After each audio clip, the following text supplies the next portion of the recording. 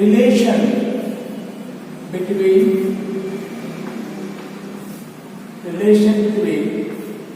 electric current, that is I, and drift velocity, that we are going to derive.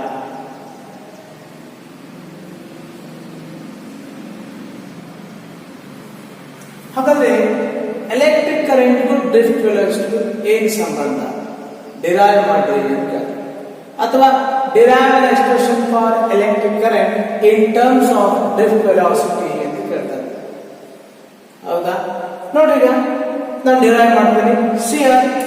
So here I will consider a conductor. Here I will consider a conductor.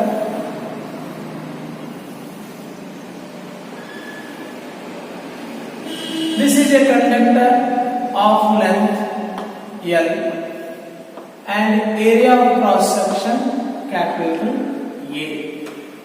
Okay, ಎಷ್ಟಿದೆ length conductor L ಇದೆ. ಹೌದಾ? ಹಾಗಾದ್ರೆ ಬರೀತೀನಿ. Let L implies length of conductor.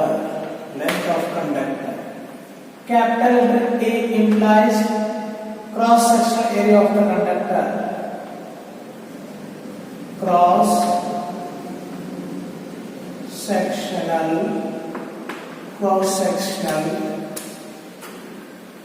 area of conductor. It is there. Let the two ends of this conductor are connected to a battery. See here. ಏನು ಮಾಡಿದ್ದೇವೆ? ಆ ಎರಡು ಎಂಡ್ಗಳನ್ನ ಬ್ಯಾಟರಿಗೆ connect ಮಾಡಿದ್ದೇವೆ. Yes sir. The two ends of the conductor are connected to the battery, which provides a voltage V. ಈ battery ಎಷ್ಟು voltage ಅನ್ನು provide ಮಾಡ್ತೈತಿ? V voltage ಅನ್ನು ಪ್ರೊವೈಡ್ ಮಾಡುತ್ತೆ. ಹಂಗಾರೆ here V implies what? V ಅಂತಂದ್ರೆ potential difference applied by the battery. Potential difference applied by the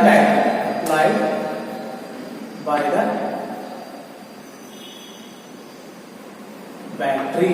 Getting it?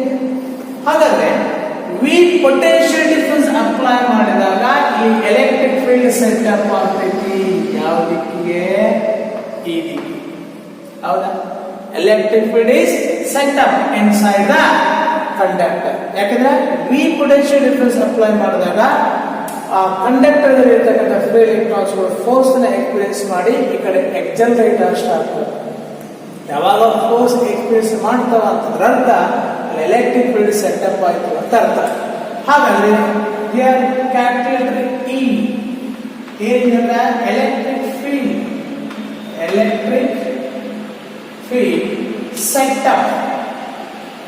set up inside the conductor.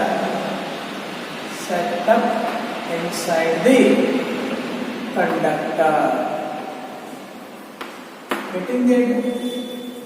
This is the description of this diagram. ಹೌದಾ? ಹಾಗಾದ್ರೆ ಇಲ್ಲಿ correct ಆಗಿ ಅರ್ಥ ಮಾಡ್ಕೋಬೇಕು. Step by step ಆಗಿ ಬರೋದನ್ನ.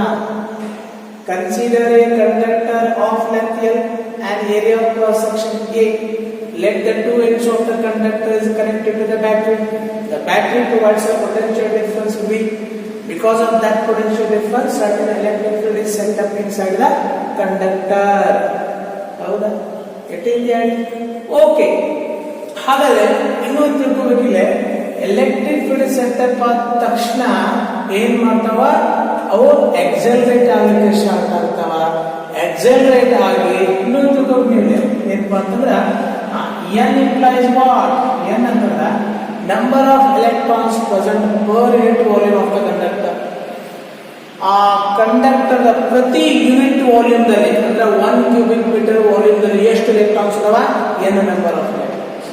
ಅಂದ್ರೆ ಪ್ರತಿ ಯೂನಿಟ್ ವಾಲ್ಯೂಮ್ದಲ್ಲಿ ಈ ಕಂಡಕ್ಟರ್ ಪ್ರತಿ ಯೂನಿಟ್ ವಾಲ್ಯೂಮ್ದಲ್ಲಿ ಎಷ್ಟು ಎಲೆಕ್ಟ್ರಾನ್ಸ್ ಇದಾವ ಎನ್ ಅಂದ್ರೆ number of electrons present per unit volume of the conductor is called what electron density ಅಂತ ಹೇಳ್ತೀವಿ ನಾವು.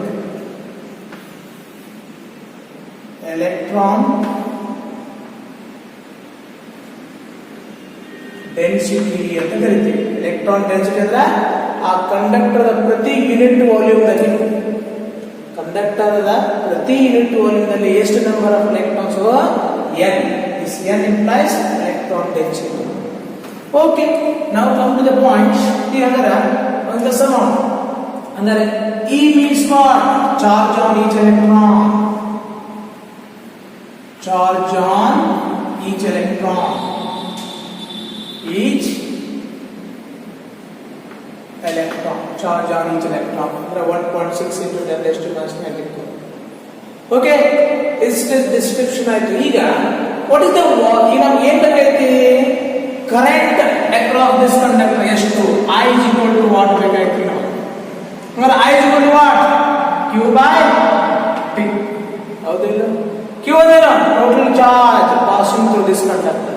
T ಅಂದ್ರೆ at what time ಹೌದಾ Q ಅಂದ್ರೆ total charge of the conductor. T ಅಂದ್ರೆ time taken by electrons to cover this distance. ಹೌದಿಲ್ಲ ನೀವು ಏನ್ ಕಂಡುಕೊಂಡ್ರಿ you are going to derive the expression for current across this conductor. ಆ conductor ಒಳಗ ಅದರ ಲೆಂತ್ ಎಲ್ಲೈತಿ area of cross section A ಇದೆ ಬಿ ಇರ್ತಕ್ಕಂಥ ಪೊಟೆನ್ಷಿಯಲ್ ಅಪ್ಲೈ ಮಾಡಿ ಎಷ್ಟು ಕರೆಂಟ್ ಪಡೆಯಬೇಕ್ತೀರಿ ಅಂತ ಗೊತ್ತಾಗಬೇಕಂದ್ರೆ ಇಲ್ಲಿಂದ ಇಲ್ಲಿಗೆ ಎಷ್ಟು ಎಲೆಕ್ಟ್ರಾನ್ಗಳು ಹೊಂಟಾವ ಟೋಟಲ್ ಚಾರ್ಜ್ ಬೇಕು. Total charge crossed through this length ಈ ಎಲ್ಲ ಡಿಸ್ಟೆನ್ಸ್ ಅಲ್ಲಿ ಎಷ್ಟು ಚಾರ್ಜ್ ಹೋಗ್ತಾ ಇದೆ ಇಲ್ಲಿಂದ ಇಲ್ಲಿಗೆ ಎಷ್ಟು ಇಲ್ಲಿಂದ ಇಲ್ಲಿಗೆ ಹೋಗ್ಲಿಕ್ಕೆ ಚಾರ್ಜ್ ಎಷ್ಟು ಸಮಯ ತೆಗೆದುಕೊಳ್ತಾ ಇದೆ ಇವೆರಡು ಕಂಡು ಹಿಡಿದು ಬಿಟ್ಟಿದ್ರೆ I ಸಿಗುತ್ತೆ. You want total charge crossing this conductor and at what time? What is the time taken by the charges to come from that end to this end? ಹೌದಾ ನಿಮ್ಗೆ ಏನ್ ಬೇಕು ಇಲ್ಲಿಂದ ಇಲ್ಲಿಗೆ ಎಷ್ಟು ಚಾರ್ಜ್ ಹೊಂಟೈತಿ Q ಬೇಕು. ಈ ಚಾರ್ಜ್ ಇಲ್ಲಿಂದ ಹೋಗಿ ಎಷ್ಟು ಸಮಯ ತೆಗೆದುಕೊಳ್ತಾ ಇದೆ ಇವೆರಡು ಸಿಗ್ತದೆ I ಸಿಗ್ತದೆ. ಹೌದಿಲ್ಲ ಹಂಗಾರೆ ನಮ್ಗೆ ಟೋಟಲ್ ಚಾರ್ಜ್ ಕಂಡುಕೋಬೇಕು. ಹಂಗಾರ ಟೋಟಲ್ ಚಾರ್ಜ್ ಹೆಂಗೆ ಕಂಡುಕೋತೀರಿ? So volume of the conductor is volume of conductor ಏನ್ ಬರೀತೀರಿ volume of conductor area of cross section into length ಮಾಡಿದ್ರೆ ವಾಲ್ಯೂಮ್ ಸಿಗ್ತದೆ. ಹೌದಿಲ್ಲ area of cross section into length of the conductor ಮಾಡಿದ್ರೆ volume ಸಿಗ್ತದೆ. Yes or no? Okay volume ಸಿಕ್ತು. ಹಂಗಾರೆ ಇಷ್ಟು ವಾಲ್ಯೂಮ್ನಾಗ ಎಷ್ಟು ಎಲೆಕ್ಟ್ರಾನ್ಸ್ ಅದಾವ number total number of electrons total number of electrons ಎಷ್ಟು ಟೋಟಲ್ ನಂಬರ್ ಆಫ್ ಎಲೆಕ್ಟ್ರಾನ್ಸ್ ನೋಡಿ ವಾಲ್ಯೂಮ್ ಇಂಟು n ಪ್ರತಿ ಯೂನಿಟ್ ವಾಲ್ಯೂಮ್ನಲ್ಲಿ n ಅದಾವ ಹೋಲ್ ವಾಲ್ಯೂಮ್ನಲ್ಲಿ ಎಷ್ಟು ಅದಾವ n ಇಂಟು n. ಹೌದಲ್ಲ n ಅಂದ್ರೆ ಬರೇ 1 ಯೂನಿಟ್ ವಾಲ್ಯೂಮ್ನಲ್ಲಿ n ನಂಬರ್ ಅದಾವ ಅದಕ್ಕೆ ಟೋಟಲ್ ವಾಲ್ಯೂಮ್ ಮಾಡಿಬಿಡಿ ಟೋಟಲ್ ನಂಬರ್ ಆಫ್ ಎಲೆಕ್ಟ್ರಾನ್ಸ್ ಅಂತ. ಹೌದಿಲ್ಲ ಹಾಗಾದ್ರೆ total charge of the conductor total charge of conductor ಅಂದ್ರೆ capital Q is what n into a into l ಅಂದ್ರೆ total number of electrons ಆಗ್ತದೆ. what is the charge on each electron? that is E. ಹೌದಲ್ಲ into E ಮಾಡಿಬಿಟ್ರೆ total charge of the conductor ಗೊತ್ತಾಗುತ್ತೆ. ಹೌದಾ ಇಲ್ಲ ಇಟ್ಟಿಂದ ಇದೆಯಾ? Okay that ಹಾಗಾದ್ರೆ ಇನ್ನೊಂದು ಕ್ವಶನ್ ಇದೆ ಇಲ್ಲಿಂದ ಇಲ್ಲಿಗೆ ಇಷ್ಟು ಚಾರ್ಜ್ ಬರಕ ಎಷ್ಟು ಟೈಮ್ ಬೇಕು? Time taken by the charge Q. time taken by the charge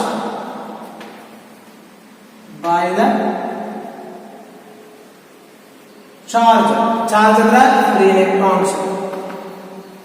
free electrons time taken by the charge or free electrons to cross the length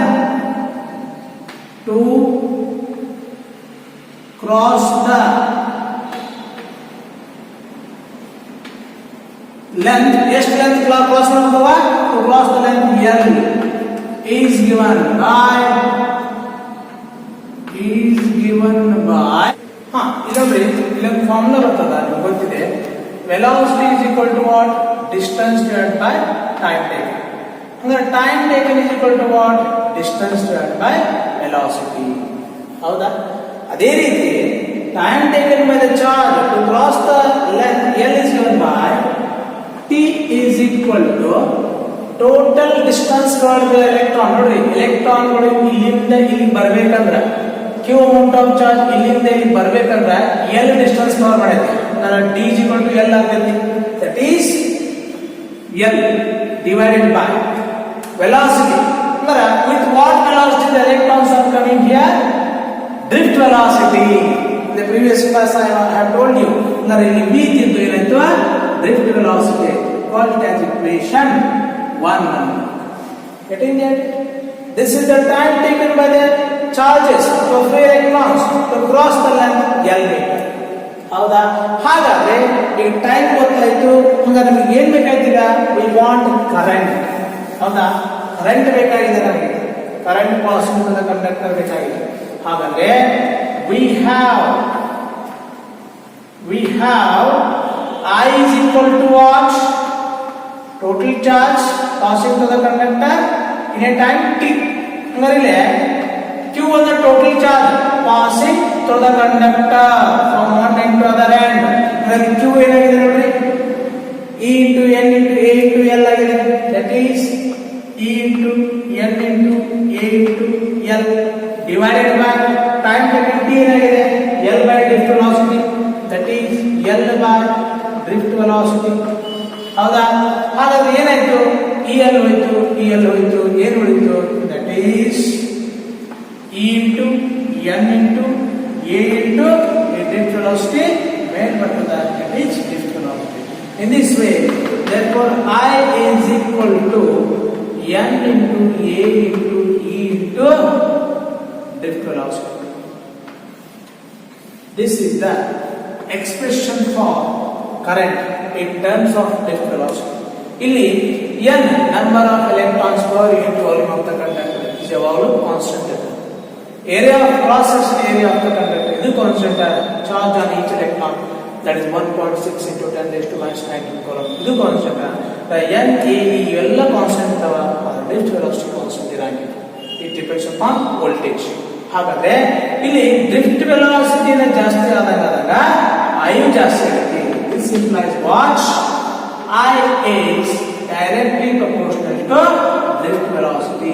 This is the relation between the drift velocity and current. Drift velocity ಜಾಸ್ತಿ ಆದಾಗ current ಜಾಸ್ತಿ ಆಗುತ್ತೆ. It in the area ಇದನ್ನ ಒಮ್ಮೊಮ್ಮೆ 5 ವರ್ಷಕ್ಕೆ ಕೇಳ್ತಿರ್ತಾರ, 3 ವರ್ಷಕ್ಕೆ ಕೇಳ್ತಿರ್ತಾರೆ. ಅಂದ್ರೆ ಇದೆಲ್ಲ ಕರೆಕ್ಟ್ ಆಗಿ ಬರೀಬೇಕು. ಡಯಾಗ್ರಾಮ್ ಕರೆಕ್ಟ್ ಇರಬೇಕು, ಈ ಡಿಸ್ಕ್ರಿಪ್ಷನ್ ಕರೆಕ್ಟ್ ಇರಬೇಕು, ಫಾರ್ಮುಲಾಗಳು ಕರೆಕ್ಟ್ ಇರಬೇಕು. then definitely we get 5 marks. Okay, my dear students, now let us study one more concept. See here I will consider a conductor here. Here I will consider a conductor. Okay, this is cross section area of the conductor. You know, current density ಅಂತ ಒಂದು concept. current density ಏನು ಈ current density ಅಂತಂದ್ರೆ which is denoted by J. ಇಂದ ಗುರುತಿಸ್ತಾರೆ current density ಅಂತ. ಹೌದಾ? ಅಂದ್ರೆ ಏನು current density ಅಂದ್ರೆ ಒಂದು ವಾಹಕದ ಪ್ರತಿ ಯೂನಿಟ್ ಏರಿಯಾಗೆ ಲಂಬವಾಗಿ ಎಷ್ಟು ಕರೆಂಟ್ ಚಲಿಸ್ತಾ ಇದೆ ನೋಡ್ರಿ. ಅರ್ಥ ಮಾಡ್ಕೊಳ್ಳಿ. ಒಂದು ವಾಹಕದ ಆ ಏರಿಯಾ ಕ್ರಾಸ್ ಸೆಕ್ಷನ್ ಅಲ್ಲ, ಆ ಪ್ರತಿ ಯೂನಿಟ್ ಸರಿ. If I is the current passing normally through a unit area A, then this represents what? Current density. ಅರ್ಥ ಆಗ್ತಾ ಇದೆ? ಇದೇ ಇದ್ರದ್ದು ಈಗ ಈ ಏರಿಯಾ ಶೇರ್ಗಳನ್ನ 1 ಸ್ಕ್ವೇರ್ ಮೀಟರ್ ಮಾಡೋಣ. ಹೌದಾ? ಏರಿಯಾ 1 ಯೂನಿಟ್ ಏರಿಯಾ ಅಂದ್ರೆ 1 ಸ್ಕ್ವೇರ್ ಮೀಟರ್.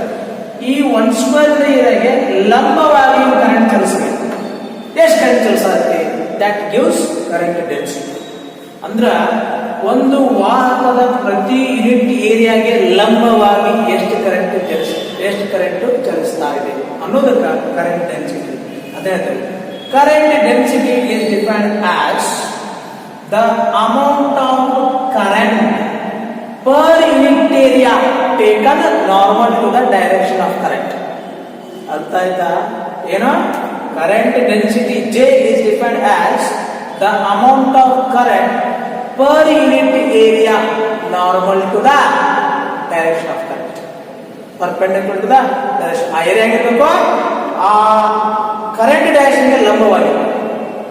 ಅದಕ್ಕೆ ನಾವು ಹೆಂಗ್ ಡಿಫೈನ್ ಮಾಡ್ತೀವಿ ಅಂದ್ರೆ current density is defined as the amount of current per unit area taken normal to the direction of the current. This is the definition of current. Hence it is a vector quantity. ಅರ್ಥ ಆಯ್ತಾ? ಯಾವಾಗಲೂ ಆ current ಪ್ರತಿ unit ಏರಿಯಾಗೆ ಲಂಬವಾಗಿ normal ಇದೆ.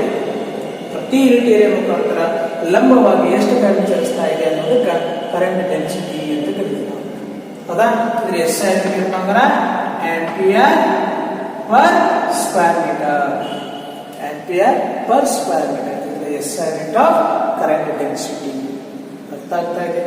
Okay, now let us study about Ohm's law. Study Ohm's law. ಏನು Ohm's law ಅಂತಂದ್ರೆ see Ohm's law ಏನು ಅದನ್ನ ನಾನು ಹೇಳ್ತೀನಿ. Now we will talk about Ohm's law.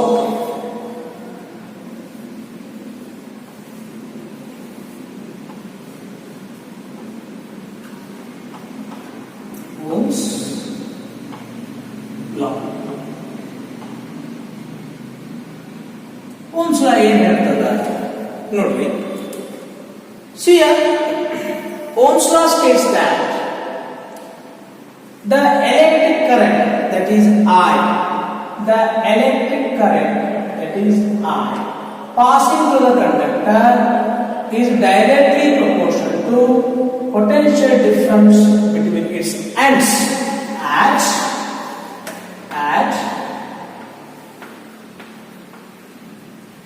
constant temperature. This is the Ohm's law. Ohm's law simple ಐತಿ.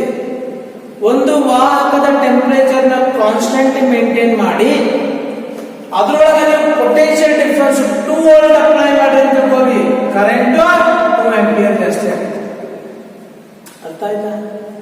Potential difference 10 volt ಕೊಟ್ಟಿದ್ದು ಹೋಗಿ current 10 ampere ಜಾಸ್ತಿ ಆಗುತ್ತೆ. ಹೌದಾ? ಎಸ್ ಆಮೇಲೆ ಪೊಟೆನ್ಷಿಯಲ್ ಡಿಫರೆನ್ಸ್ 100 ವೋಲ್ಟ್ ಮಾಡ್ರಿ ಕರೆಂಟ್ 100 ಆಂಪಿಯರ್ ಇನ್ಕ್ರೀಸ್ ಆಗ್ತೈತಿ. ಅಂದ್ರ ಪೊಟೆನ್ಷಿಯಲ್ ಡಿಫರೆನ್ಸ್ ನೀವು ಜಾಸ್ತಿ ಮಾಡ್ತಾ ಮಾಡ್ತಾ ಮಾಡ್ತಾ ಹೋದಾಗ ಕರೆಂಟ್ ಜಾಸ್ತಿ ಆಗ್ತಾ ಹೋಗ್ತೈತಿ. ಯಾವಾಗ ಆ ವಾಹಕದ ಟೆಂಪರೇಚರ್ ಕಾನ್ಸ್ಟೆಂಟ್ ಇರಬೇಕು, ಹೆಚ್ಚು ಕಮ್ಮಿ ಆಗ್ತಿರಬಾರ್ದು. This happens only at constant temperature, otherwise it will not happen. This is Ohm's law. ಈಗ ಇಲ್ಲೊಂದು ಕಂಡಕ್ಟರ್ ಮೆನ್ಷನ್ ಮಾಡ್ಕೊಳ್ಳೋಣ. See here I will consider a conductor. See here, this is a conductor of length L and area of cross section A, and the two ends of the conductor is connected to the battery. Then the battery provides, if the battery provides 20 volt voltage, potential difference 20 volt na ಕೊಡ್ತಾ ಇದೆ, then current increases how much? Current increases to 20 ampere, such that the ratio V by I always remains constant. Yes or no? ನೋಡಿ 20 volt potential difference apply ಮಾಡಿದ್ರೆ battery ಮುಖಾಂತರ 20 ampere current flow ಆಯ್ತು. 20 by 20 is 1. ಹೌದಾ? potential difference 50 volt ಮಾಡ್ರಿ current 50 ampere ಜಾಸ್ತಿ ಆಗುತ್ತೆ. 50 by 50 ಆಗಿದೆ 1. ಈ ರೇಷಿಯೋ ಕಾನ್ಸ್ಟೆಂಟ್ ಬರೋದಿಲ್ಲ. ಇದು ಯಾವಾಗ this happens only at constant T, constant temperature ನಲ್ಲಿ ಮಾತ್ರ this will happen. That's why and this is called what? Ohm's law ಅಂತ ಕರೀತಾರೆ. ಅರ್ಥ ಆಗುತ್ತೆ ಅಂತ ಹೇಳಿದ್ರು. Ohm's law states that if you go on increasing the potential difference between the ends of the conductor by using a battery, then what happens? Current also increases. Yes or no? But this happens only when you keep the temperature of the conductor constant. ಈ word ಬಹಳ important. ಅರ್ಥ ಆಯ್ತಾ? ಅದಕ್ಕೆ ನಾವು I is directly proportional to V at constant T. ಇದರ್ಥನ I ಅನ್ನೇನು electric current passing through the conductor. V ಅನ್ನೇನು ಎಷ್ಟು potential difference apply ಮಾಡಿರಿ. T ಅನ್ನೇನು temperature. ಅದಕ್ಕೆ ನಾವು Ohm's law states that the electric current passing through the conductor is directly proportional to potential difference between the ends of the conductor at a constant temperature, such that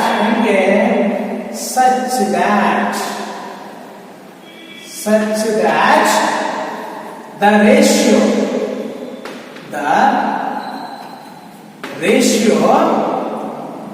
V by I remains constant. Remains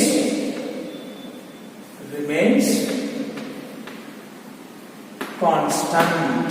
ಅರ್ಥ ಆಯ್ತಾ? Constant ಒಳಗಿರಲ್ಲ ಕಡೆ. Yes or no? You are agree? ನೋಡ್ರಿ, ಹಂಗಾರೆ ಆ constant ಏನು represent ಮಾಡ್ತೈತಿ? This constant represents what? Resistance of the conductor, which is denoted by R. ಈ constants ಏನು ಇಂಡಿಕೇಟ್ ಮಾಡ್ತಂದ್ರ resistance of the conductor indicate ಮಾಡ್ತೀವಿ. ಹಂಗಾರೆ therefore resistance of the conductor R is equal to V by I. In this way, resistance of the conductor is defined as the ratio of potential difference between the ends of the conductor to the current flowing through it. ಹೌದಾ? Define the resistance of a conductor. Resistance of a conductor R is defined as the ratio of potential difference between the ends of the conductor to the current flowing through it. ಏನು resistance ಅಂದ್ರೆ ನೋಡ್ರಿ, ನೀವು potential difference apply ಮಾಡಿದಾಗ ಇಲ್ಲಿ electric field create ಆಗಿ ಎಲೆಕ್ಟ್ರಾನ್ಗಳು ಈ ಕಡೆ ಡ್ರಿಫ್ಟ್ ಆಗಿ ಶುರು ಮಾಡ್ತಾರೆ. ಹೌದಾ? ಈ ಕಡೆ ಡ್ರಿಫ್ಟ್ ಆಗುವಾಗ ಆ ವಾಹಕದ ಒಳಗಡೆ, ಕಂಡಕ್ಟರ್ ಒಳಗಡೆ ಕೆಲವೊಂದಿಷ್ಟು ಫಿಕ್ಸ್ಡ್ ಅಯಾನ್ಸ್ ಇರ್ತಾವ ಅಂತ ಹೇಳಿದೆ. ಅಯಾನ್ಸ್ ಕೊಲೈಡ್ ಆಗ್ತಾವ. ಹೌದಾ? ಆ ಕೊಲೈಡ್ ಆಗೋದಕ್ಕ ಅವು ಈಜಿಯಾಗಿ ಈ ಕಡೆ ಬರಕಾಗಲ್ಲ. ಒಂದು ಅಪೋಸಿಷನ್ ಉಂಟಾಗತ್ತ. ಅದರ್ ಆಟಮ್ಸ್, ಅದರ್ ಅಯಾನ್ಸ್ ಏನ್ ಮಾಡ್ತಾವ, ಆ ಎಲೆಕ್ಟ್ರಾನ್ ಚಲನೆಗೆ ತಡೆಯನ್ನ ಒಡ್ತಾವ, ರೆಸಿಸ್ಟೆನ್ಸ್ ಅನ್ನ ಒಡ್ತಾವ. ಆ ರೆಸಿಸ್ಟೆನ್ಸ್, ಆ ತಡೆಗೆ, ಆ ಎಲೆಕ್ಟ್ರಾನ್ಗಳ ಪ್ರವಾಹಕ್ಕ ಆ ಕಂಡಕ್ಟರ್ ಇರ್ತಕ್ಕಂಥ ಫಿಕ್ಸ್ ಅಯಾನ್ಸ್ ತಡೆಯನ್ನ ಒಡ್ತಾವ. ಆ ತಡೆಗೆ ನಾವೇನ್ ಕರಿತೀವಿ? ರೆಸಿಸ್ಟೆನ್ಸ್ ಅಂತ ಕರಿತೀವಿ. ನೀವೀಗ ಬ್ಯಾಟ್ರಿ ಕನೆಕ್ಟ್ ಮಾಡ್ತೀರಿ, ಎರಡು ಏನೇನು ಬ್ಯಾಟ್ರಿ ಕನೆಕ್ಟ್ ಮಾಡಿದ್ರಿ, ಬ್ಯಾಟ್ರಿ ಪೊಟೆನ್ಷಿಯಲ್ ಡಿಫರೆನ್ಸ್ ಉಂಟು ಮಾಡಿತು, ಅವಾಗ ಎಲೆಕ್ಟ್ರಿಕ್ ಫೀಲ್ಡ್ ಕ್ರಿಯೇಟ್ ಆಗಿ ಇದೆಲ್ಲ ಎಲೆಕ್ಟ್ರಿಕ್ ಓಡ ಸ್ಟಾರ್ಟ್ ಮಾಡಿದ್ವು. ಓಡುವಾಗ ಆ ಕಂಡಕ್ಟರ್ ಇರ್ತಕ್ಕಂಥ ಆಟಮ್ಸ್, ಅಯಾನ್ಸ್ ಅವುಗಳ ಚಲನೆಗೆ ತಡೆಯನ್ನ ಒಡ್ತಾವ. ಆ ತಡೆಗೆ ನಾವೇನ್ ಕರಿತೀವಿ? ರೆಸಿಸ್ಟೆನ್ಸ್ ಆಫ್ ದ ಕಂಡಕ್ಟರ್ ಅಂತ ಕರಿತೀವಿ. ಅರ್ಥ ಹೇಳಿದ್ರು ಗೊತ್ತಾಯ್ತು? ಅಂದ್ರ ರೆಸಿಸ್ಟೆನ್ಸ್ ಅಂದ್ರೆ ಏನಪ್ಪ ಅಂದ್ರ ದ ಅಪೋಸಿಷನ್, ದ ತಡೆ ಆಫರ್ಡ್ ಬೈ ದ ವಾಹಕ, ಆಫರ್ಡ್ ಬೈ ದ ಕಂಡಕ್ಟರ್. ಯಾರಿಗೆ ತಡೆ ಹೊಡ್ತದೆ? To the flow of electrons ಅಥವಾ to the current passing through it. That ತಡೆ, that opposition is called resistance of that conductor. ಹಂಗಾರ ಎರಡು ರೀತಿ ನಾವು ರೆಸಿಸ್ಟೆನ್ಸ್ ಅನ್ನ ಡಿಫೈನ್ ಮಾಡಬಹುದು. Resistance is defined as it is the opposition offered by the conductor to the flow of electrons passing through it, to the flow of current passing through it. Ingu ಮಾಡಬಹುದು. Resistance of a conductor is also defined as the ratio of potential difference between the ends of the conductor to the current passing through it. Ingu define. ಎರಡು correct. ಅರ್ಥ ಆಯ್ತಾ? ಹಂಗಾರ the SI unit of resistance is ohm. ಇದನ್ನ symbolically ಹೇಗೆ denote ಮಾಡ್ತೇವೆ? Ohm ಅಂತ. ಹೌದಾ? ಹಂಗಾರ definition of one ohm, definition of one ohm ಏನಂತಾರ? when you are going to say the resistance of the conductor is 1 ohm, ನೋಡ್ರಿ, see here, ಒಂದು ವೇಳೆ 1 ಆಂಪಿಯರ್ ಕರೆಂಟ್ ಅನ್ನ ರೈಸ್ ಮಾಡಲಿಕ್ಕೆ 1 ವೋಲ್ಟ್ ಪೊಟೆನ್ಷಿಯಲ್ ಡಿಫರೆನ್ಸ್ ನೀವು ಅಪ್ಲೈ ಮಾಡಿದಿರಪ್ಪ ಅಂತಂದ್ರೆ ಅವಾಗ ರೆಸಿಸ್ಟೆನ್ಸ್ 1 ವೋಲ್ಟ್. ಹಂಗಾರೆ to get the current of 1 ampere, if you are going to apply a potential difference of 1 volt, then the resistance of the conductor is said to be 1 ohm. So, hangara resistance of a conductor is said to be 1 ohm if 1 volt of potential difference is required to get the current of 1 ampere. ಹೌದಾ? 1 ampere current ಅನ್ನು ಪಡೆಯಲಿಕ್ಕೆ ನೀವು 1 volt of potential difference ನ apply ಮಾಡಿದ್ರಿಪ್ಪ ಅಂದ್ರೆ ಆ ವಾಹಕದ resistance ಎಷ್ಟೈತಿ? 1 ohm ಇದೆ ಅಂತ ಅರ್ಥ ಆಗತೈತಿ. ಡಿಫೈನ್ 1 ಓಮ್ ಅಂತ ಕೇಳ್ತಾರ ಅಥವಾ define the SI unit of resistance ಅಂತ ಕೇಳ್ತಾರ. ಅವಾಗ ನೀವು ಏನ್ ಬರೀಬೇಕು? Resistance of a conductor is said to be 1 ohm ಯಾವಾಗ? if 1 volt of potential difference is required to get the current of 1 ampere. And one more thing you should remember, ಇನ್ನೊಂದು ಬರ್ತದ ಏನಪ್ಪಾ ಅಂತಂದ್ರೆ ರೆಸಿಸ್ಟೆನ್ಸ್ ಇನ್ ಕಂಡಕ್ಟನ್ಸ್ ಅಂತ ಒಂದು word ಬರ್ತದೆ. Conductance conductance ನಾವು capital G ಇಂದ ಗುರುತಿಸ್ತೀವಿ. ಕಂಡಕ್ಟನ್ಸ್ ಅಂದ್ರೆ ಏನಪ್ಪಾ ಅಂತಾರ? Conductance of the conductor. Conductance is defined as the reciprocal of resistance is called as conductance. Conductance is the reciprocal of resistance is called as conductance and it is denoted by capital G. Idhar SI unit ಏನು? mho. Ohm ಉಲ್ಟಾ mho. ಅರ್ಥ ಆಯ್ತಾ ಹೇಳಿದ್ರೆ? ಇದು SI unit ಏನು? mho ಅಥವಾ per ohm ಅಂತ. Per ohm ಅಂತ. Yes or no? This is the SI unit of conductance. One must get define conductance of a conductor. The reciprocal of resistance of the conductor is called as conductance. 1 by R. Okay, now come to the next point, that is resistivity. Resistivity ಬಗ್ಗೆ ಹೋಗಕ್ಕಿಂತ ಈ V ಮತ್ತು I ಹೆಂಗೆ very ಆಗ್ತಾವ ಕೆಲವೊಂದು ವಸ್ತುಗಳಾಗ ಕೆಲವೊಂದು device ಒಳಗ ಅದನ್ನ ನಾವು ಸ್ಟಡಿ ಮಾಡೋಣ. ಇಲ್ಲಿ ನಿಮ್ಗೆ ಒಂದು ವಿಷಯ ಗೊತ್ತಾಗ್ತದೆ. ಗ್ರಾಫ್ ನ ಪ್ಲಾಟ್ ಮಾಡೋಣ. ಒಂದು ಗ್ರಾಫ್ ಅನ್ನು ಪ್ಲಾಟ್ ಮಾಡ್ತೀವಿ. ಎದ್ರ ನಡುವೆ ವಿ ವರ್ಸಸ್ ಐ ಗ್ರಾಫ್. ಯಾವ graph? V versus I graph. V ಜಾಸ್ತಿ ಮಾಡಿದಾಗ ಐ ಹೆಂಗ ವೇರಿ ಆಗ್ತೈತಿ. ಕೆಲವೊಂದು ಡಿವೈಸಸ್ ಬರ್ತಾವ. ಯಾವ್ಯಾವು? ವೋಲ್ಟ್ ಮೀಟರ್,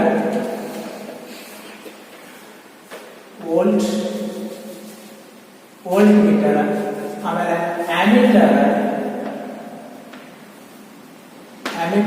ಆಮೇಲೆ ಗ್ಯಾಲ್ವನೋಮೀಟರ್. ನಿಮ್ ಲ್ಯಾಬ್ ಅಲ್ಲಿ ತೋರಿಸ್ತೇವೆ. ಇವಕ್ಕೆಲ್ಲ ನಾವು ಏನ್ ಹೇಳ್ತೀವಿ? ಓಮಿಕ್ ಡಿವೈಸಸ್ ಹೇಳ್ತೀವಿ. ಓಮಿಕ್ ಡಿವೈಸಸ್ ಅಂತ. ಯಾಕೆ ಓಮಿಕ್ ಡಿವೈಸಸ್ ಅಂತ ಹೇಳ್ತೀವಪ್ಪ ಅಂದ್ರ ಇಲ್ಲಿ V is directly proportional to I at constant temperature. ಅಂದ್ರ these are the voltmeter na voltage anna measure ಮಾಡತಕ್ಕಂತ ಸಾಧನ. The device which is used to measure the voltage, which is used to measure the potential difference is called as voltmeter. ಹೌದಾ?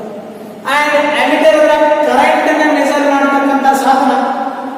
The device which is used to measure the current is called as ammeter. Galvanometer ಅಂದ್ರ small current ಅನ್ನ measure ಮಾಡತಕ್ಕಂತ ಸಾಧನ. ಇವೆರಡು current measuring devices, ಇದು voltage measuring devices. ಇವು ಎಲ್ಲರೂ Ohm's law ಮೇಲೆ work ಮಾಡ್ತಾವೆ. ಅಂದ್ರೆ ಇವುಗಳ ಕಾನ್ಸ್ಟೆಂಟ್ ಟೆಂಪರೇಚರ್ ಮೇಂಟೈನ್ ಮಾಡಿದಾಗ ವಿ ರಿಲೇಟೆಡ್ ಐ ಆಗಿದೆ, ಐ ರಿಲೇಟೆಡ್ ವಿ ಆಗಿದೆ. ಅರ್ಥ ಆಯ್ತಾ? ಅದಕ್ಕೆ ಓಮಿಕ್ ಡಿವೈಸಸ್ ಅಂತ ಕರೀತಾರೆ. ನೀವು ಕೇಳ್ತಾರೆ what you mean by ohmic devices? Give example ಅಂತ. The devices which obey Ohm's law, the devices which obey Ohm's law are called as ohmic devices. Examples are voltmeter, ammeter and galvanometer. ಅರ್ಥ ಆಯ್ತು? ಇನ್ನು ಕೆಲವಷ್ಟು ಬರ್ತಾವ. Diode, ಆಮೇಲೆ rectifier,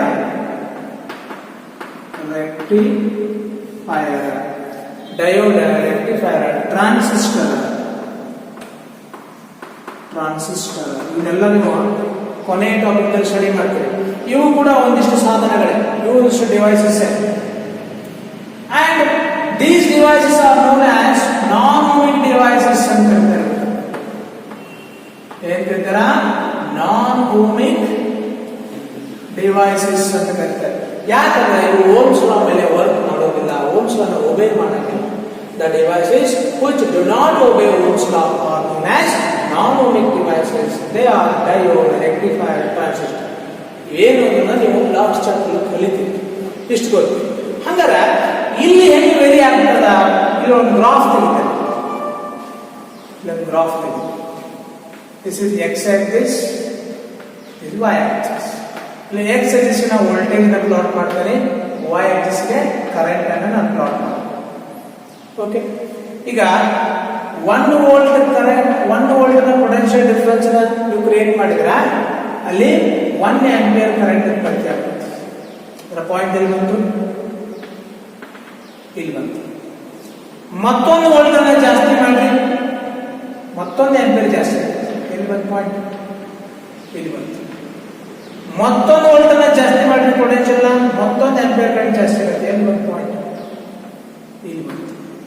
ಎಲ್ಲ ಸೇರಿಸ್ಬಿಟ್ಟು ಒಂದು linear line ಬರುತ್ತೆ. ಹೌದಾ? Yes or. ಹಂಗಾರ for ohmic devices voltage versus current graph is linear. ಹೌದಿಲ್ಲ? For ohmic devices voltage versus current graph is linear. ಅರ್ಥ ಆಯ್ತಾ? ಅದೇ ನಾನ್ ಓಮಿಕ್ ಡಿವೈಸ್ ಬರ್ರಿ, this is x axis, this is y axis. Here voltage is plotted along x axis and current is plotted along y axis. ಇಲ್ಲಿ ನೋಡಿ, 1 volt ಅನ್ನ ಜಾಸ್ತಿ ಮಾಡಿ potential ನ 1 ಆಂಪಿಯರ್ ಕರೆಂಟ್ ಫ್ಲೋ ಆಗೋಲ್ಲ, ಅದ ಸ್ಲೋ ಆಗಿ ಬರುತ್ತೆ. ಮತ್ತೊಂದು ವೋಲ್ಟ್ ಜಾಸ್ತಿ ಮಾಡಿ ಆಮೇಲೆ ಸ್ವಲ್ಪ ನಿಂತಿರುತ್ತೆ, ಮತ್ತೊಂದು ಜಾಸ್ತಿ ಮಾಡಿ ಅಂದ್ರೆ ಹಿಂಗೆ ಹೋಗ್ತದೆ. ಅರ್ಥ ಆಯ್ತಾ? ಇದು ಯಾಕೆ ಹಿಂಗೆ ಹೋಗ್ತದ? ನಾನ್ ಓಮಿಕ್ ಡಿವೈಸ್ ಅಲ್ಲಿ ಆ ಚಾಪ್ಟರ್ ಅಲ್ಲಿ ಕಲಿತೀವಿ. ಹಂಗಾರೆ ಇದು ಲೀನಿಯರ್ ಇತ್ತು, ನಾನ್ ಲೀನಿಯರ್ ಇತ್ತು. ನಾನ್ ಲೀನಿಯರ್ ಐತಿ. ಯಾಕೆ ನಾನ್ ಲೀನಿಯರ್ ಆಯ್ತು ಅನ್ನೋದನ್ನ ಇಲ್ಲಿ ನಾ ಹೇಳ್ಕೊಡ್ತೇನೆ ಕೊನೆಯ ಚಾಪ್ಟರ್. ಇದು ಲೀನಿಯರ್ ಆಗಿರೋದು ವಿ ಐ ಡೈರೆಕ್ಟ್ ಬಿ ಆಗಿದೆ ಲೀನಿಯರ್. ಇಲ್ಲ I is not directly equal to V. ಯಾಕೆ ಅನ್ನೋದನ್ನ ನಾವು ಆ ಚಾಪ್ಟರ್ ಅಲ್ಲಿ ಡೀಟೇಲ್ ಆಗಿ ಕಲಿತೀವಿ. ಇಷ್ಟು ಗೊತ್ತಿಲ್ಲ. In non ohmic devices voltage versus current graph is non linear. In ohmic devices, voltage versus current graph is linear. ಗೊತ್ತಿಲ್ಲ, CET ಕೇಳ್ತಾರೆ. ಅರ್ಥ ಆಗುತ್ತಾ? This is about Ohm's law and ohmic devices and non-ohmic devices. Get the idea? Now let us discuss about resistivity or specific resistance. ನೋಡ್ರಿ, resistivity ಅಂದ್ರೆ ಒಂದೇ, specific resistance ಅಂದ್ರೆ ಒಂದೇ. ಇದನ್ನ ಒಂದು ಸಿಂಬಲ್ ಇಂದ ಗುರುತಿಸ್ತೇವೆ. ಅದು ಯಾವಪ್ಪ ಅಂದ್ರ ರೋ. ಇದಕ್ಕೆ ನಾವೇಳ್ತೇವೆ ರೋ ಅಂತ ಕರಿತೇವೆ. Okay, by this symbol you are going to represent the resistivity. ಅಂದ್ರೆ ನಮ್ಮ ಕ್ವಶನ್ ಏನಪ್ಪಾ ಅಂದ್ರೆ, ಈಗ ರೆಸಿಸ್ಟಿವಿಟಿ ಅಂತಂದ್ರೆ ಏನು? What is the meaning of resistivity? ನೋಡ್ರಿ, here resistance of the conductor and the R, resistance of the conductor is directly proportional to length of the conductor. Called as equation 1. ಅಂದ್ರೆ ಒಂದು ವಾಹಕದ ಉದ್ದವನ್ನು ನೀವು ಜಾಸ್ತಿ ಮಾಡ್ತಾ ಮಾಡ್ತಾ ಮಾಡ್ತಾ ಮಾಡ್ತಾ ಹೋದ್ರೆ ಅಂದ್ರೆ ಅದರ ರೆಸಿಸ್ಟೆನ್ಸ್ ಜಾಸ್ತಿ ಆಗ್ತದೆ, ಅದರ ರೋಧಕನು ಜಾಸ್ತಿ ಆಗ್ತದೆ. ಹೌದಾ? If you go on increasing the length of the conductor, then what happens? Its resistance also increases. That means R is directly proportional to L. Where R is the resistance of the conductor, L is the length of the conductor. And one more thing, resistance of the conductor is ನೋಡಿ, ಇದೊಂದು chalk piece, ಇದು certain area of cross section ಇದೆ, ದಪ್ಪ ಐತೆ, certain length ಐತೆ. ಹೌದಾ? ಇದನ್ನ ಹೆಗ್ಸಿದ್ರೆ ಉದ್ದಂತೂ ಆಗತ್ತೆ. ಹೌದಾ? ಉದ್ದಕ್ಕೈತೆ. ಹೌದಿಲ್ಲ? ಉದ್ದಕ್ಕೈತೆ. ಅಂದ್ರೆ ಇದನ್ನ ಹೆಗ್ಸಿದ್ರೆ ಇದ್ರ ದಪ್ಪ ಇಷ್ಟ ಹೋಗ್ತೈತೋ ದಪ್ಪ ಕಡಿಮೆ ಆಗತ್ತೆ. ದಪ್ಪ ಕಡಿಮೆ ಆಗ್ತೈತಿ. ಹೌದಿಲ್ಲ? ಹಂಗಾರ ರೆಸಿಸ್ಟೆನ್ಸ್ ದಪ್ಪ ಕಡಿಮೆ ಆದ್ರೆ ರೆಸಿಸ್ಟೆನ್ಸ್ ಏನಾಗತ್ತೆ? ಅರ್ಥ ಮಾಡ್ಕೋರಿ. ಇದನ್ನ ನಾನು ಹೆಗ್ಸಿದ್ರೆ ಏನಾಗತ್ತೆ? ಉದ್ದ ಜಾಸ್ತಿ ಆಗುತ್ತೆ, ರೆಸಿಸ್ಟೆನ್ಸ್ ಜಾಸ್ತಿ ಆಗುತ್ತೆ. ಹಂಗಾರೆ ಹಿಗ್ಗಿಸ್ಕೊಳ್ಳೋದು ಉದ್ದ ಜಾಸ್ತಿ ಆಗುತ್ತೆ, ರೆಸಿಸ್ಟೆನ್ಸ್ ಜಾಸ್ತಿ ಆಗುತ್ತೆ, ಆದ್ರೆ ಏರಿಯಾ ಆಫ್ ಕ್ರಾಸ್ ಸೆಕ್ಷನ್ ಕಡಿಮೆ ಆಗೈತಿ. ಹಂಗಾರ ನೀವು ಹಿಗ್ಗಿಸ್ಕೊಳ್ಳೋದು ಆರ್ ಜಾಸ್ತಿ ಆಗೈತಿ, ಏರಿಯಾ ಆಫ್ ಕ್ರಾಸ್ ಸೆಕ್ಷನ್ ಕಡಿಮೆ ಆಗೈತಿ. ಮತ್ತು ಹಿಗ್ಗಿಸ್ರೆ ಏರಿಯಾ ಆಫ್ ಕ್ರಾಸ್ ಕಡಿಮೆ ಆಗೈತಿ, ಆರ್ ಜಾಸ್ತಿ ಆಗೈತೆ. ಅಂದ್ರ R is inversely proportional to ದಪ್ಪ. ಹೌದಿಲ್ಲ? R is inversely proportional to area of cross section. ಹೌದು? Yes or no? ಹೌದಾ? ಅಂದ್ರೆ ರೆಸಿಸ್ಟೆನ್ಸ್ ಎದರ ಮೇಲೆ ಡಿಪೆಂಡ್ ಇರ್ತದ? ಲೆಂತ್ ಮೇಲೆ ಡಿಪೆಂಡ್ ಇರ್ತದ, ಏರಿಯಾ ಆಫ್ ಕ್ರಾಸ್ ಸೆಕ್ಷನ್ ಮೇಲೆ ಡಿಪೆಂಡ್ ಇರ್ತದ. ಆಮೇಲೆ ಆ ವಾಹಕ ಯಾವ ಮಟೀರಿಯಲ್ ಮಾಡಲ್ಪಟ್ಟೈತಿ, ಏನು ಕಾಪರ್ ಇಂದ ಮಾಡಲ್ಪಟ್ಟಿತ್ತು, ಅಲ್ಯೂಮಿನಿಯಂ ಮಾಡಲ್ಪಟ್ಟಿತ್ತು, ಸಿಲ್ವರ್ ಇಂದ ಮಾಡಲ್ಪಟ್ಟಿತ್ತು, ಗೋಲ್ಡ್ ಇಂದ ಮಾಡಲ್ಪಟ್ಟಿತ್ತು, ಅದ್ರ ಮೇಲೂ ರೆಸಿಸ್ಟೆನ್ಸ್ ಡಿಪೆಂಡ್. ಅರ್ಥ ಆಯ್ತಾ? ಅಂಡ್ ಆಲ್ಸೋ ಇನ್ನೊಂದ್ರ ಮೇಲೆ ಡಿಪೆಂಡ್ ಇರುತ್ತೆ, ಟೆಂಪರೇಚರ್ ಮೇಲೂ ಡಿಪೆಂಡ್ ಇರುತ್ತೆ. ಅರ್ಥ ಆಗುತ್ತೆ? ಟೆಂಪರೇಚರ್ ಮೇಲೂ ಡಿಪೆಂಡ್ ಇರುತ್ತೆ. ಅಂದ್ರೆ ಇದ್ರ ಅರ್ಥ ಏನಪ್ಪಾ ಅಂದ್ರೆ resistance of the conductor depends upon length of the conductor, area of cross section of the conductor, material by which the conductor is made up of, and also it depends upon temperature. ಈ ನಾಲ್ಕು quantities ಮೇಲೆ depend ಇರುತ್ತೆ. ಹೇಳ್ತಾರೆ on which properties the resistance of the conductor mainly depends. Resistance of the conductor mainly depends upon length of the conductor, area of cross section, material of the conductor and temperature of the conductor. Totally dependent. Hada? Okay. Now, resistance of the conductor is directly proportional to length of the conductor and inversely proportional to area of cross section. Hada? Yavagida? At a constant temperature. Nodri, this is true only at constant temperature. Remember, this is very important. This is happening only at constant temperature. How that? Okay. Now, from 1 into from equation 1 and equation 2, we get what you get? R alpha L by A. That you have to combine that. Here alpha is equal to it is the proportionality constant. This is proportionality constant. ಈ proportionality constant ಗೆ ನಾವು resistivity ಅಂತ. This proportionality constant is called as resistivity and is denoted by rho into L by A. Quantum equation 3. Notice R alpha L by A. And this is called what? Proportionality constant. And this proportionality constant represents resistivity, which is denoted by rho. If the resistivity or proportionality constant ಬರೋಣ ಇನ್ನು meaning ಅರ್ಥ ಆಗಿಲ್ಲ ಹೇಳ್ತಾರೆ. Okay, ಇದನ್ನ ಹೊರ ತಗೊಂಡು that imply ಇನ್ನೊಂದು resistance ಹಿಂಗೂ ಗುರುತಿಸಬಹುದು ನಾವು. R is equal to rho into L by A. Rho ಅಂದ್ರೆ resistivity, L ಅಂದ್ರೆ length of the conductor, A ಅಂದ್ರೆ area of cross section. ಹೌದಾ? ಅಂದ್ರೆ ರೋ ನ ಹೊರತುಕೊಂಡು, ಓಕೆ, that implies ರೋ ನ ಹೊರತುಕೊಂಡು rho is equal to what? R into A divided by L. Equation 4. ಏನಾಯ್ತಿಲ್ಲ? rho is equal to R into A divided by L ಆಯ್ತು. ಈಗ ನೋಡೋಣ, ಒಂದು ವೇಳೆ if area of cross section ಒಂದು ವಾಹಕದ ದಪ್ಪ 1 square metre ಇದೆ ಅನ್ಕೋ. ಓಕೆ, 1 ಮೀಟರ್ ಸ್ಕ್ವೇರ್ ಇದೆ ಅನ್ಕೋ. Yes or no? 1 meter square. Area of cross section ಎಷ್ಟಿದೆ? 1 ಮೀಟರ್ ಸ್ಕ್ವೇರ್. ಅಂಡ್ ಮತ್ತೆ ಇನ್ನೊಂದೇನಪ್ಪ? ಲೆಂತ್ ಎಷ್ಟು ಅನ್ಕೊಳ್ಳೋಣ? 1 ಮೀಟರ್ ಇದೆ ಅನ್ಕೋ. ಅಂದ್ರ ಇಲ್ಲೊಂದು ವಾಹಕ ಇದೆ, ಓಕೆ, ಅದ್ರ ಏರಿಯಾ ಎಷ್ಟೈತಿ? 1 ಮೀಟರ್ ಸ್ಕ್ವೇರ್ ಐತಿ. ಅದ್ರ ಉದ್ದ ಎಷ್ಟೈತಿ? 1 ಮೀಟರ್ ಐತಿ. ಆವಾಗ equation 4 becomes then we get ಏನಂದ್ರೆ rho is equal to R into 1 divided by 1 ಅಂತ. ಹೌದಾ? that implies what? Rho is equal to R ಆಗಿಬಿಡುತ್ತೆ. ಅಂದ್ರೆ rho ಅಂದ್ರೆ R ಅಂತ. ಯಾವಾಗ ಯಾವ ವಾಹಕದ ಉದ್ದ 1 ಮೀಟರ್ ಇರ್ತದೆಯೋ, ದಪ್ಪ 1 ಸ್ಕ್ವೇರ್ ಮೀಟರ್ ಇರ್ತದೆಯೋ, ಆ ವಾಹಕಕ್ಕೆ ಇರತಕ್ಕಂತ ರೆಸಿಸ್ಟೆನ್ಸ್ ಗೆ ರೆಸಿಸ್ಟಿವಿಟಿ ಅಂತ ಕರಿತೇವೆ. ರೆಸಿಸ್ಟಿವಿಟಿ ಅಂದ್ರೆ ಏನು? ರೆಸಿಸ್ಟೆನ್ಸ್. ಎದುರು ಯಾವ ವಾಹಕದ ಉದ್ದ 1 ಮೀಟರ್ ಇದೆಯೋ, ದಪ್ಪ 1 ಸ್ಕ್ವೇರ್ ಮೀಟರ್ ಇದೆಯೋ, ಆ ವಾಹಕಕ್ಕೆ ಇರತಕ್ಕಂತ ರೆಸಿಸ್ಟೆನ್ಸ್ಗೆನೆ ರೆಸಿಸ್ಟಿವಿಟಿ ಅಂತ ಕರಿತೇವೆ. Understand? Resistivity is nothing but, resistivity ಏನು ಅಲ್ಲ ಬಟ್ ಅಂದ್ರೆ ಏನು? It is the resistance of the conductor. ಯಾರ ಉದ್ದ ಇಸ್ 1 ಮೀಟರ್, ಯಾರ ದಪ್ಪ ಇಸ್ 1 ಸ್ಕ್ವೇರ್. ಅರ್ಥ ಆಯ್ತಾ? Resistivity is nothing but it is the resistance of the conductor whose length is 1 meter and area of cross section is 1 square meter.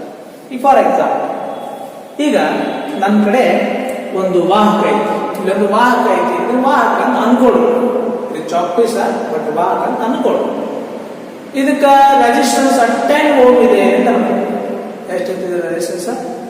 10 ohm ಇದೆ. ಇದ್ರದ್ದು resistance 10 ohm ಇದೆ. ಏನೋ ಆರ್ ಅಟ್ಲ 10 ಓಮ್ ಐತಿ. ಉದ್ದ 1 ಮೀಟರ್ ಐತಿ, ದಪ್ಪ 1 ಸ್ಕ್ವೇರ್ ಮೀಟರ್ ಐತಿ ಅಂತ ಅನ್ಕೊಡು. ಹಂಗಾದ್ರೆ ರೆಸಿಸ್ಟಿವಿಟಿ ಏನಾಗಿರ್ತೈತಿ? ಇದ್ರ ರೆಸಿಸ್ಟೆನ್ಸ್ 10 ಓಮ್. ಇಲ್ಲೊಂದು ಕಂಡಕ್ಟರ್ ಇದೆ, ಇದ್ರ ರೆಸಿಸ್ಟೆನ್ಸ್ ಎಷ್ಟೈತಿ? 10 ಓಮ್ ಐತಿ. ಇದ್ರ ಉದ್ದ 1 ಮೀಟರ್ ಐತಿ, ಇದರ ದಪ್ಪ 1 ಮೀಟರ್ ಸ್ಕ್ವೇರ್. ಹಂಗ ಇದ್ರ ರೆಸಿಸ್ಟಿವಿಟಿ ಏನು? 10 ಓಮ್. ಹೌದಾ ಇಲ್ಲ? ಯಾಕೆ ಹೇಳ್ರಿ? ಇಲ್ಲಿ ಬರ್ಬೇಕ. ಯಾವ ವಾಹಕದ ಉದ್ದ 1 ಮೀಟರ್ ಇದೆಯೋ, ದಪ್ಪ 1 ಸ್ಕ್ವೇರ್ ಮೀಟರ್ ಇದೆಯೋ, ಆ ವಾಹಕಕ್ಕೆ ಇರ್ತಕ್ಕಂಥ ರೆಸಿಸ್ಟೆನ್ಸ್ಗೆ ರೆಸಿಸ್ಟಿವಿಟಿ ಅಂತ ಕರಿತೀವಿ. ಉದ್ದ 1 ಮೀಟರ್ ಐತಿ, ದಪ್ಪ 1 ಸ್ಕ್ವೇರ್ ಮೀಟರ್, ರೆಸಿಸ್ಟೆನ್ಸ್ ತಾನೇ ಐತಿ, ಹಂಗ ರೆಸಿಸ್ಟಿವಿಟಿ ತಾನೇ ಇರ್ತೈತಿ. ಹೌದಿಲ್ಲ? ಗೊತ್ತಾಯ್ತು?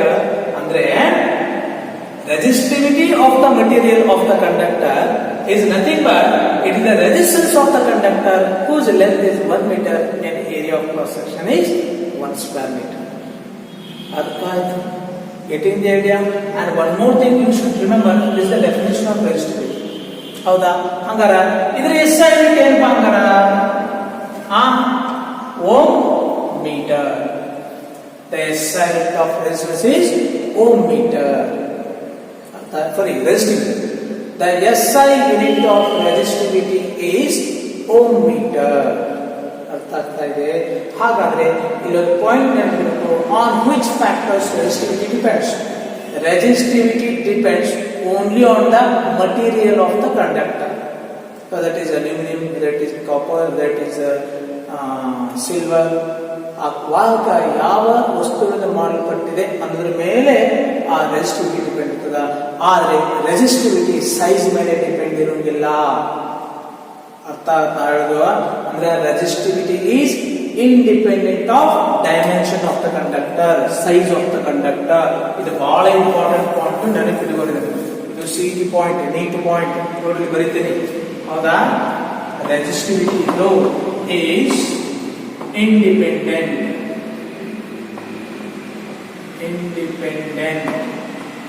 of dimension